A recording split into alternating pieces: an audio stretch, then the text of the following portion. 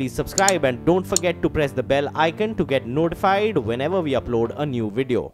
We will go across now to M.K. Sharma, the chairman of ICICI Bank. Hopefully, he will address some of the unanswered questions that perhaps were not adequately addressed in the ICICI Bank clarificatory statement that was issued yesterday. That's the chairman of ICICI Bank, M.K. Sharma. Let's cut across.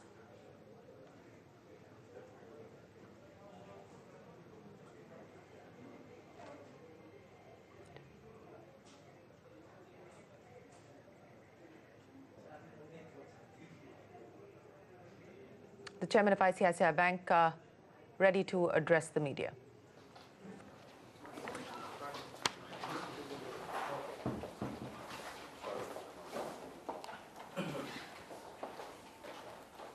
Are we all ready? Yeah, ready. Yeah. Hello. Dear friends, good afternoon. I would like to address all of you regarding some malicious and unfounded rumors that have been circulating in the past few days, casting insinuations on ICICI Bank and its MD and CEO. Similar rumors had first surfaced in mid-2016 and had been appropriately responded to at that stage.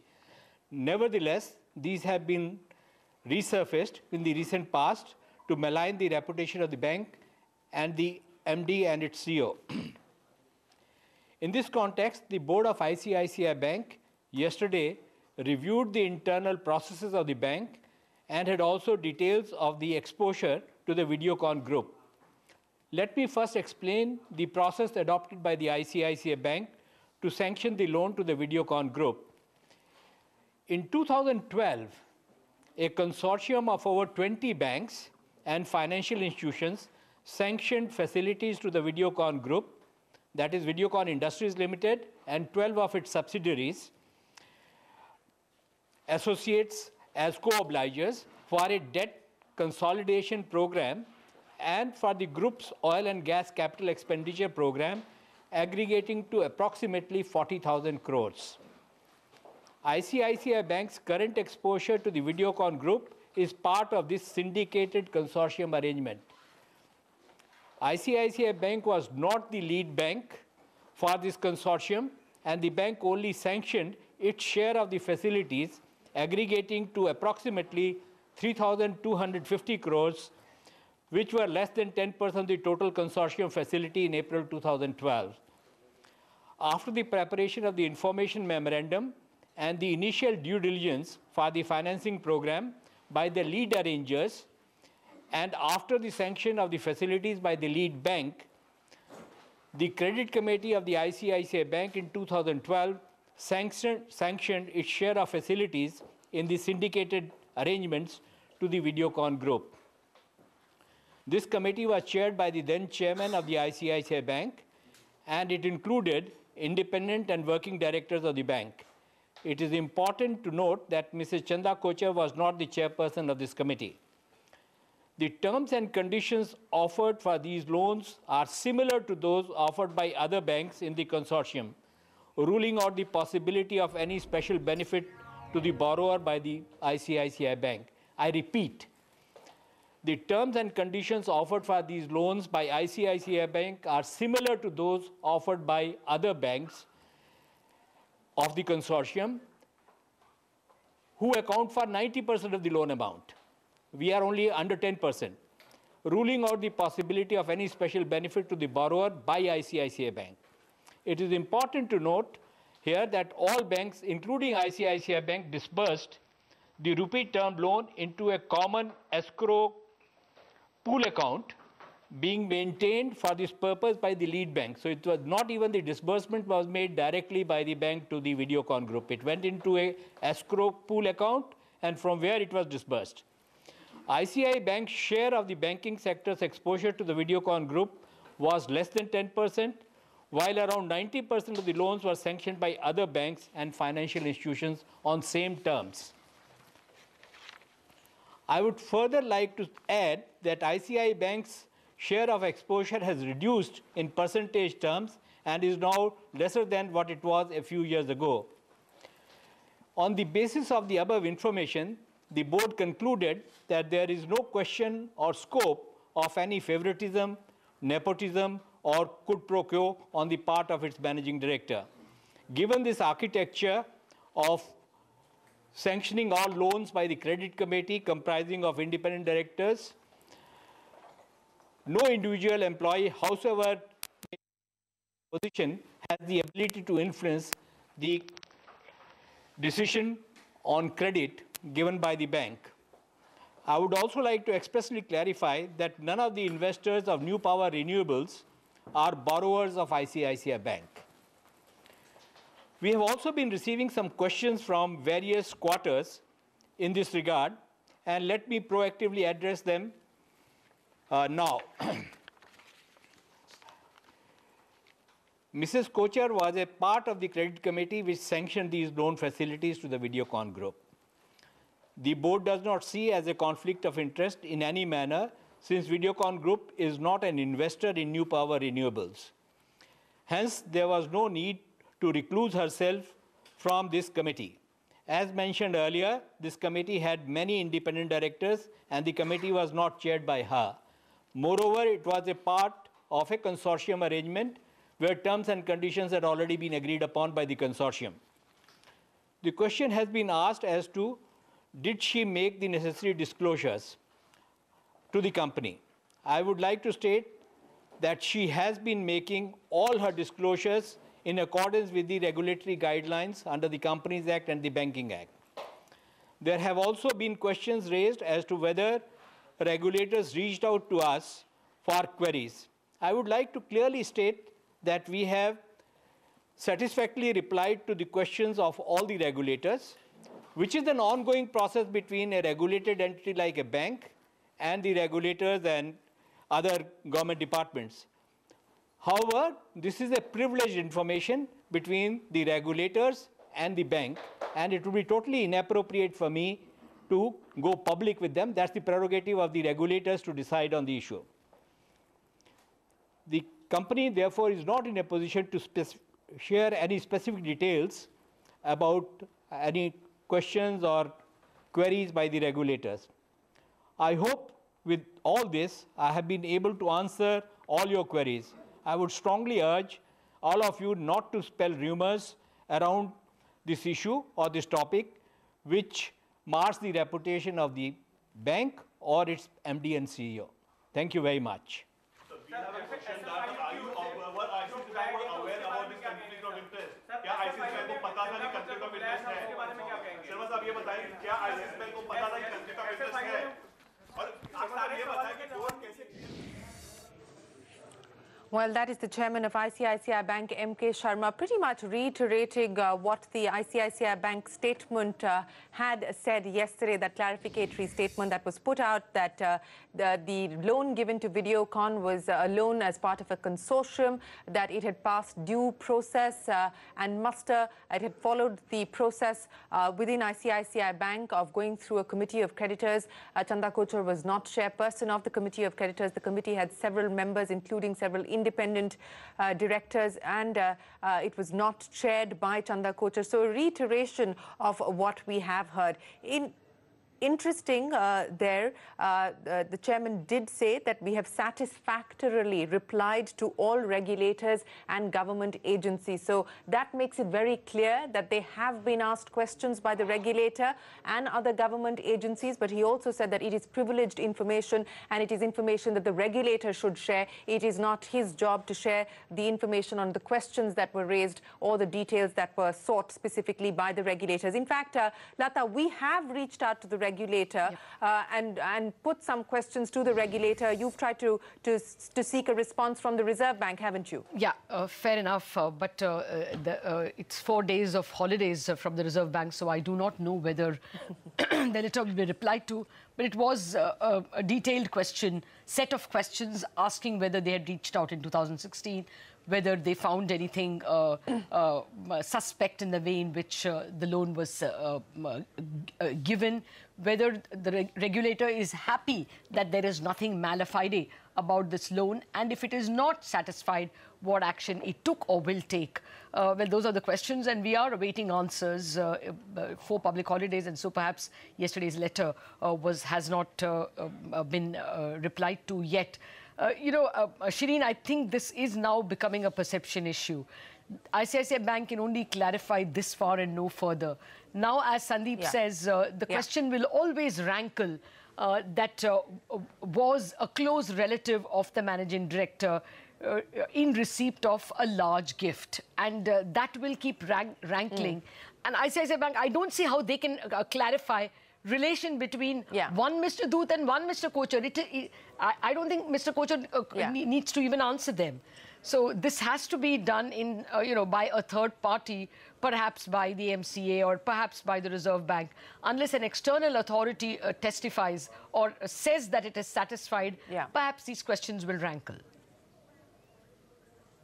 Absolutely. Sandeep Parikh with us. Sandeep, I don't know whether you heard the clarificatory statement there from the ICICI Bank chairman. As I pointed out, a reiteration of what the statement had said yesterday, but just on that specific issue of, regulatory intervention, saying that we have satisfactorily replied to all regulators and government agencies. So, in a sense, acknowledging the fact that, yes, perhaps questions have been asked and the bank has responded to the regulator as well as government agencies. We don't know which those government agencies are. Is it the SFIO? Is it the Income Tax Department? Are there other agencies? We don't know. But that's the statement there that's coming from M.K. Sharma. Sandeep.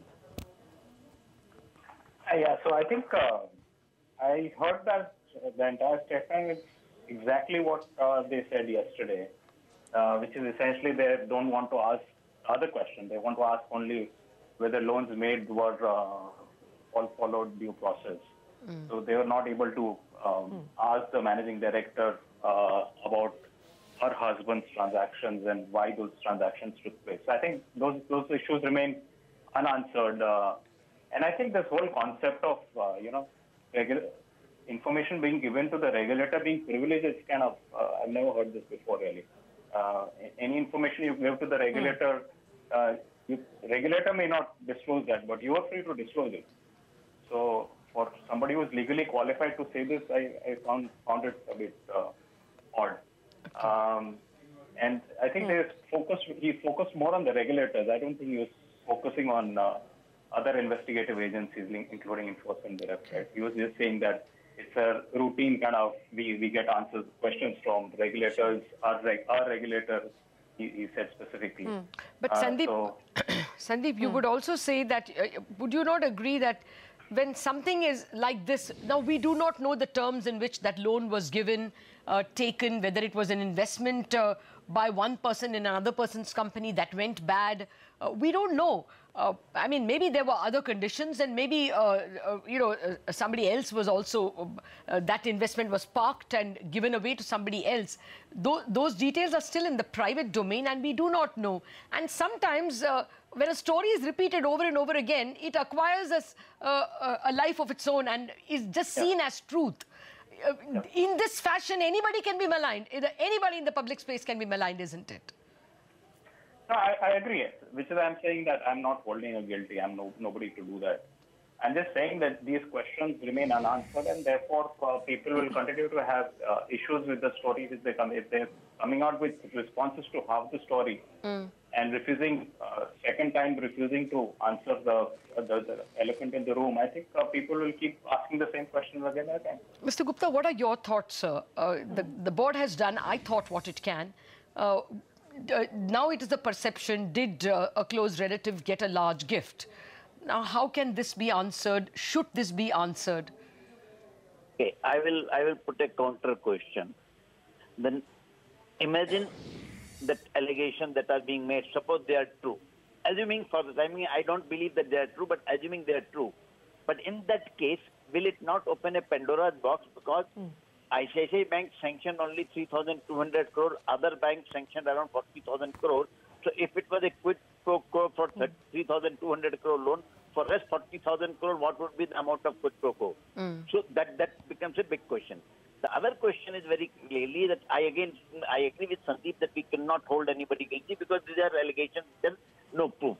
But the question, again, I said the board would have asked Chanda Kochhar, do you have anything on this? And she would have said there is nothing. Now, the board cannot go beyond that. Yeah.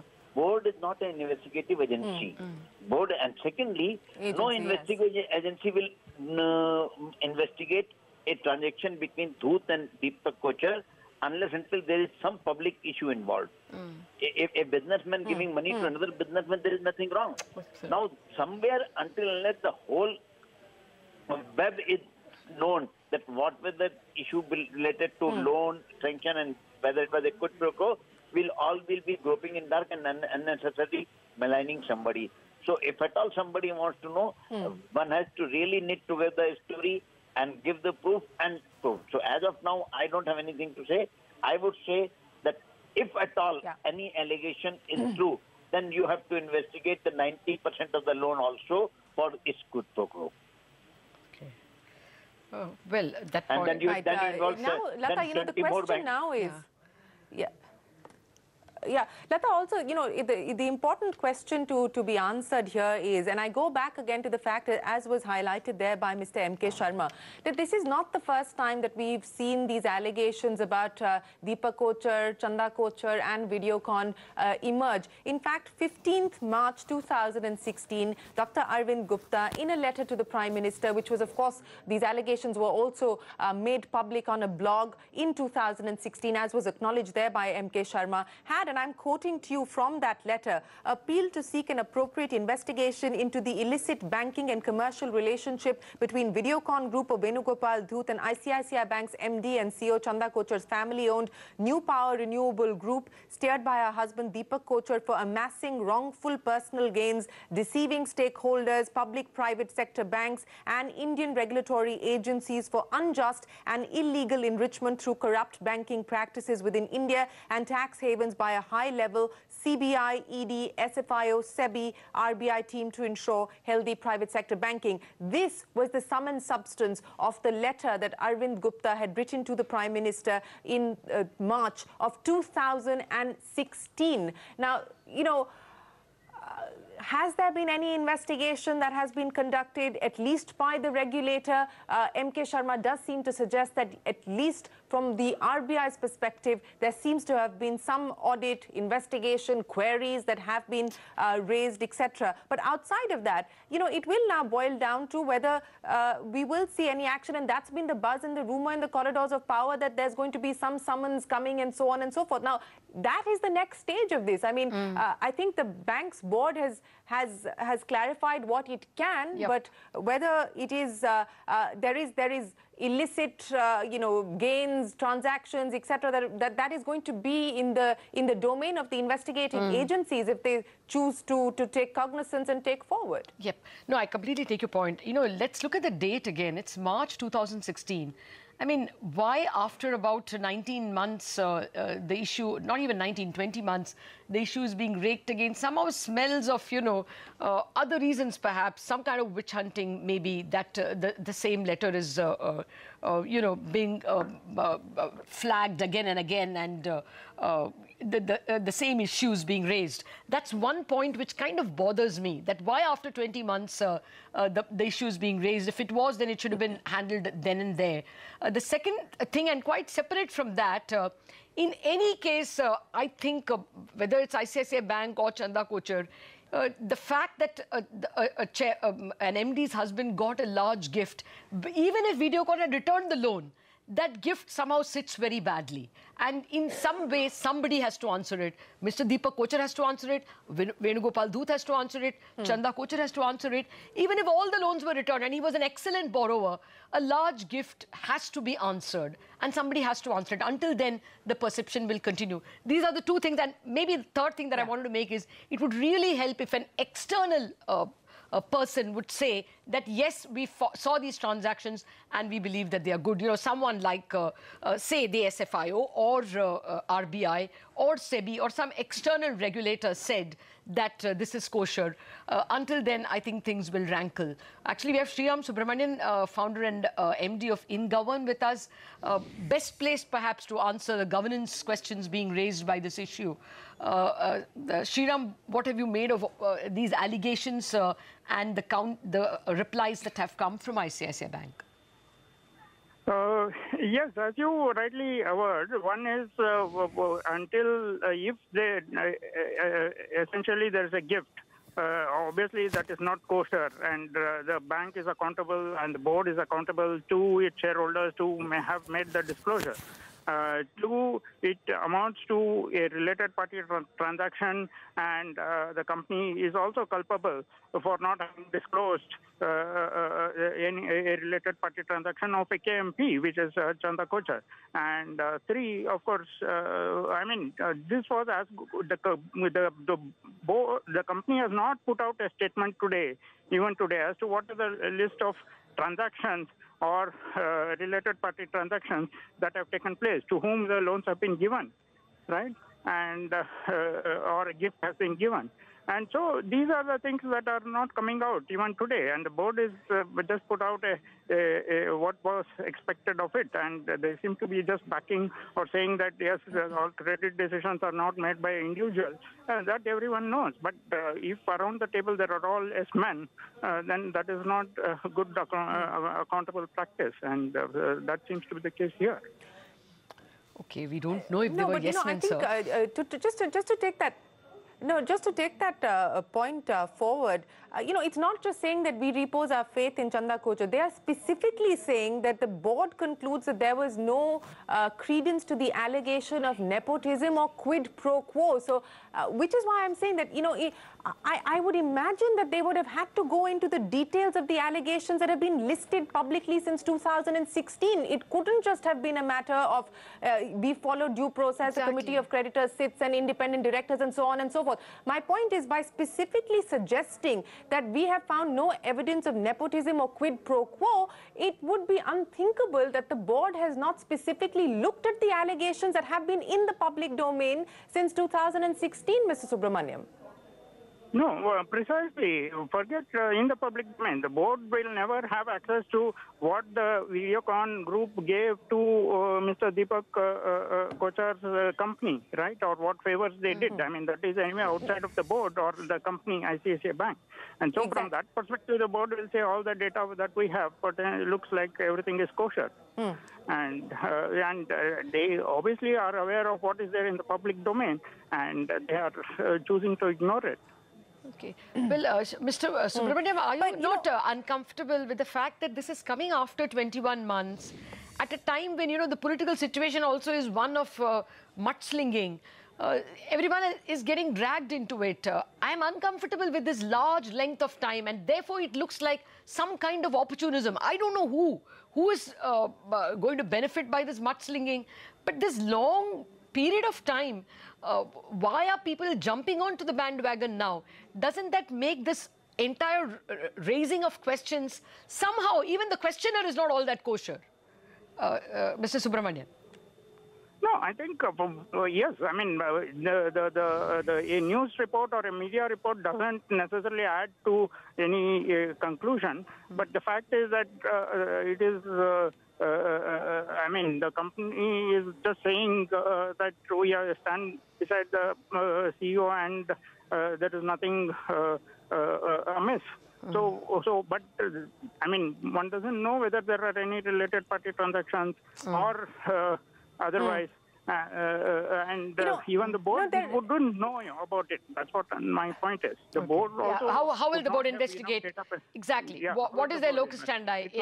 And I think... Exactly. I take your point. Yeah. Shireen? And these are questions I would imagine that we would need answers from people like Venugopal Dut. For instance, the 660 crore loan was given to the Tusker Group, which is a group company of Videocon. Was any question raised by any investigative agency? Because as I pointed out, the allegations in that letter that was sent in March 2016, which was also publicly put out, did talk about violations of FEMA and so on and so forth. Was a show cause notice issued to the Videocon Group to try and explain some of those allegations allegations? I mean, these are answers that we need to get from the likes of Venugopal Dhoot and perhaps Deepak Kochhar, because that's the transaction that is causing the gravest discomfort at this point in time. It's not the 3,250 crore. It is the transaction between Deepak Kochhar and Venugopal Dhoot, which is the cause for concern and raising eyebrows. Joining us now is Venugopal Dhoot. Mr. Dhoot, appreciate you joining us here on CNBC TV18.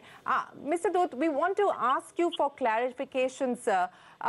What was the reason for this 64 crore rupees transaction between you and New Power, which was a company of Deepak Kochhar? Can you explain to us that particular transaction, Mr. Dhoot? I really telling you that 64 crore rupees matter. We don't know. Videocon Industries Limited or Videocon Group has not given any 64 crore investment in whatever company's name you call. Mr. Dhoot, that Supreme Energy, you were a shareholder, you owned a large stake in Supreme Energy, and that company subscribed to convertible debentures of 64 crore at a time when you owned that company. And that's why I'm asking you, why did you all make that debenture investment in exchange for what? It is the wrong information. And you say my huge investment, I had some 50,000 rupees investment. That is a huge, it is okay for me, but that's not a huge amount, 50,000 rupees. And I don't have any connection with Supreme Industries. What you company called, I don't know. Supreme. But the reports say that you were the owner of Supreme Energy or a large shareholder of that company, Supreme Energy. This is exactly 50, what... 50,000 rupees is a large. I like that. No, not 50,000, sir. That you owned Supreme Energy, and Supreme Energy subscribed to 64 crores of convertible debentures. No, whatever share I have of Supreme Energy, I sold.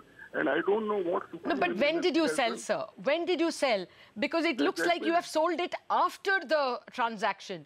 The report says that you sold the shares in Supreme Energy in November of 2010, but the subscription to the debentures was in March of 2010. Some information is going wrong. Some information is going Sorry, wrong. Sir? Some information is going wrong. Okay. I'm telling you. I'm telling you that I sold this share before what you have called some investment has been made by Supreme Energy. You're saying that you sold the investments, you sold the shares in Supreme Energy before Supreme Energy subscribed to the convertible debentures? Is that what you're saying? Yeah. What Supreme Energy did later on, I don't know. Okay. I am not involved with Supreme Energy gave money to whom or how. I am not involved in that. Okay. What I am involved is that some 2,000 rupees. Okay. Yeah. No, sir. No, Mr. Dhoot, if you can clarify for us, sir, when did your involvement with Supreme Energy end, sir? I don't remember the date. It's too long, but since I have invested 2,000 rupees only, I don't remember all these things. I once again say that I am not involved with Supreme Energy, and I have not invested. Videocon has not invested any money in Supreme Energy. Okay. No, Mr. Dhoot, my team is still trying to access from the Registrar of Companies details of Supreme Energy. I don't have it right away with me. But Mr. Dhoot, 1 minute, sir. 1 minute, sir. I'm just telling you what the Indian Express, which says that it has already accessed that report. I don't agree with Indian Express what they have said. They say that you sold the stake after the investment in the debentures were made. But you say that is incorrect. That is all wrong information. Okay. I am too modest to say that Indian Express is wrong, but these type of things should not be done. Okay. They need to check all these things. Okay, so if you can just detail when you invested in NU Power and when did you have investments in Supreme Energy? Around what time? That time I don't know, but I am telling you these were a few thousand rupees, and since it is in thousands rupees, I can't just understand and know it. Okay. And you... Mr. Dhoot, could I ask you, sir? Could I ask you, sir, whether any investigative agency has reached out to you asking you for clarifications? Have you been issued a show cause notice with respect to your dealings with the New Power, with respect to the transaction between you and Deepak Kochhar since 2016, sir? I really swear and tell you that no agency has ever made any inquiry with me about all these matters which you are talking. This 64 crore and all that, I don't know, and I am not invested. Okay. Did only, the only ICICI... one I will explain you. One Yes, I will explain you, and you hear what your viewers should be known. The other factor which you are telling, that Tusker was given 660 crore rupees loan by ICICI. Yes. Please understand, this loan was given not when Chanda Kochhar was managing director. It was given by the then managing director. 660 crore rupees loan was given to foreign company in 2006. And it was returned back in 2010 with interest without default. One thing is there. Regarding this, the show cause notice was issued by FEMA to us. Hello? Yes, sir. Please go ahead. FEMA to us. And we replied it properly. And FEMA says that there is no violation. It is on the record of enforcement director that there is no violation from our side. And we have not made any FEMA violation. Okay. This Tusker matter, why you are linking with this matter, I don't understand. Okay, so I'm asking you, sir. I'm asking you, the Enforcement Directorate got in touch with you only with respect to Tusker. Did they not only get... with respect to Tusker. This is a trade finance and not for any other thing. Fair enough. But did they get in touch with you for your investments in Supreme Energy or in NU Power? Did No. Because there is no wrongdoing in that or what I have done, not done anything wrong. I am telling you, barring 2G, nobody has any investigation agency has asked me any question. I am at a very clean person. Fair enough, sir. Did ICICI Bank board reach out to you and ask you about your investments in NU Power? Did the ICICI Bank board reach out to you? No, nothing like that. Because it's not there, why they will come to me? Okay. Shireen? Has the Reserve Bank raised any questions with you? And I ask you this, Mr. Dhoot, because a letter to the effect of suggesting that there has been impropriety in the dealings between you, Deepak Kochhar, and Chanda Kochhar's involvement via ICICI Bank had made it to the Prime Minister's office as well on the 15th of March in 2016. Have you heard from the Reserve Bank, for instance, seeking any questions or clarifications on any of these transactions, Mr. Dhoot? Yeah, I'm telling you that no question was asked because I am not involved in this transaction. I am not at all involved in this transaction. I invested only few thousand rupees in that. And that's why you are asking me all these questions. But no regulator, nobody has asked me any question because it is not in their record that I have done anything wrong. Okay. And Mr. Dhoot, can you explain to us, sir? Go ahead, sorry. Yeah. Can you explain to us why you chose to invest in Deepak Kochhar's company to start with? Was there a joint venture or were you merely an investor in Deepak Kochhar's company? And secondly, why did you choose to then exit that within a matter of, about a month or so, sir? Yeah, that is a good question, I tell you. At that time, we were investing in various renewable energy companies. We have got investment in renewable energy company. That Mr. Kochhar's company also I invested few thousand rupees, but I thought that I have done too much, and now I don't want to go ahead. So I have sold my share back, and I don't have any investment in Deepak Kochhar's company today.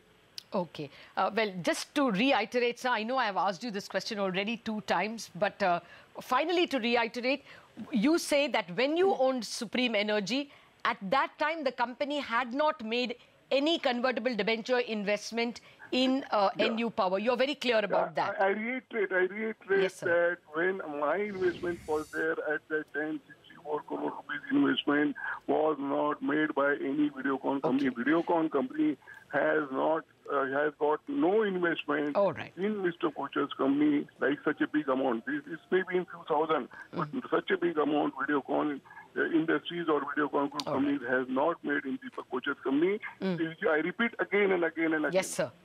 All right. That's the only question I had for you. Shireen? Well, Mr. Dhoot, once again, I think while you've tried to address this issue of this 64 crore rupee, and you say that this had nothing to do with your involvement, and you had exited Supreme Energy, you have no knowledge about this whatsoever. Can you tell us how long were you the owner of Supreme Energy? Forget when you exited Supreme Energy. Can you tell us how long you were the owner of Supreme Energy? I think for 2 days. I think it is for few days only and for few thousand rupees only. That much I know. How you are linking me with this story, I don't understand. Sir, I didn't link, sir. We are not linking you. It is really pity to know that you are linking me to this. No, I'm reading out.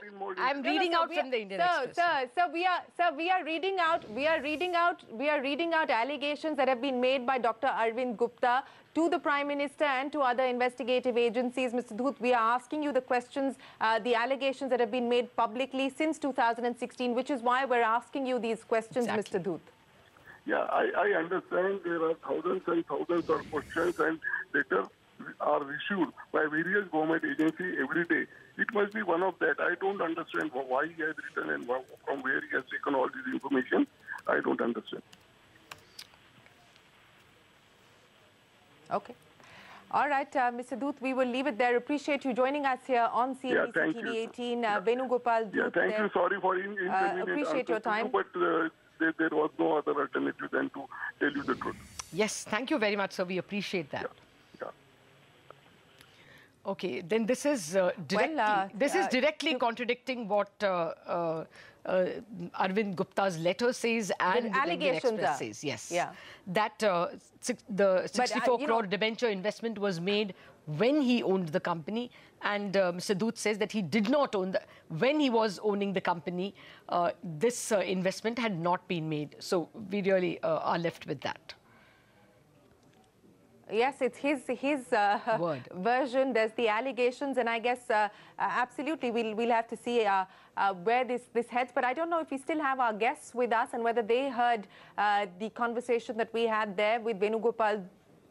Yes, do we have Sandeep? Okay, Sandeep Parikh and Jane Gupta still with us. We do. Sandeep, you heard what Venugopal Dhoot had to say. What do you make of it? No, so I think he's not answering any other question. In fact, he's not even... he says he doesn't remember anything, whereas yesterday he's written to...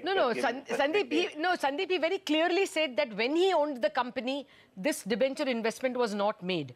That he did not remember the date in which he sold off, but he said that when he owned Supreme Energy, at that time the investment had not been made. That he said very clearly.